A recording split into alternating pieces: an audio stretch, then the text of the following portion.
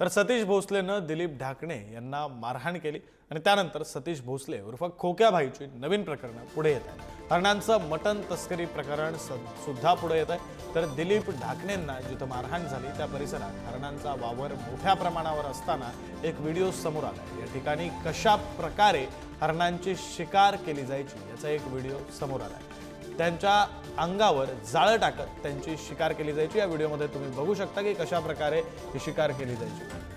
4 खांब आहेत, ज्या खांबांना वरच्या बाजूने जाळी लावून ठेवली आहे। हरणं त्या 4 खांबांच्या मध्ये आले की मग ती जाळी खाली सोडायची आणि हरणांना पकडलं जायचं। अशा प्रकारे ही शिकार केली जायची। ही एक्सक्लुझिव्ह दृश्य आपण पुढारी न्यूजच्या टीव्ही स्क्रीनवर पाहतोय। हरणांची शिकार नेमकी कशा प्रकारे केली जायची त्याची सुद्धा दृश्य पुढारी न्यूजच्या टीव्ही स्क्रीनवर आपण पाहतोय।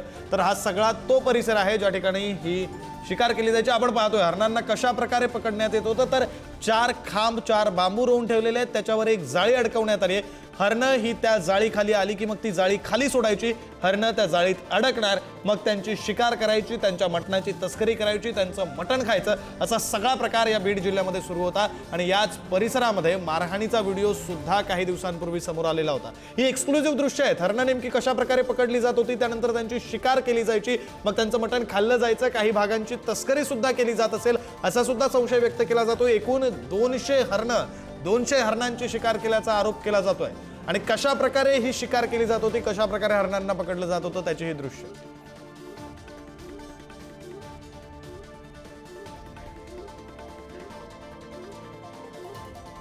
हा प्रातिनिधिक व्हिडिओ आहे, नेमकं कशा प्रकारे हरणांना पकडलं गेलं असावं या संदर्भातला हा प्रातिनिधिक व्हिडिओ आपण पुढारी न्यूजच्या टीव्ही स्क्रीनवर पाहतोय।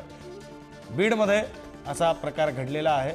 सतीश भोसले उर्फ खोक्या, जो सुरेश धस यांचा कार्यकर्ता आहे, भाजपचा पदाधिकारी आहे, त्याच्याकडून 200 हरणांची शिकार झाल्याचा आरोप केला जातोय।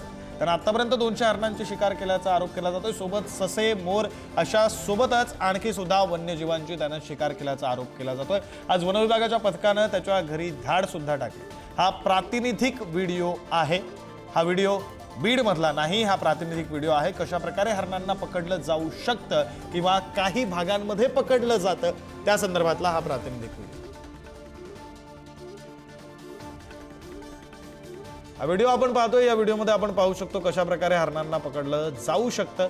तर 4 खांब आहेत जे मातीमध्ये रोवून ठेवलेत, त्याच्यावर त्या खांबांच्या वर खरं तर जाळी लावण्यात आलेली आणि हरणं या जाळीच्या खाली या 4 खांबांच्या मध्ये आले की मग ती जाळी खाली सोडायची, हरणं त्या जाळीमध्ये अडकणार, मग त्यांना पकडायचं, त्यांची शिकार करायची किंवा मग जे काही आपल्याला करायचं असेल, जे काही ठरवलेलं असेल ते करता येऊ शकतं। अशा प्रकारे हरणं पकडली जाऊ शकतात।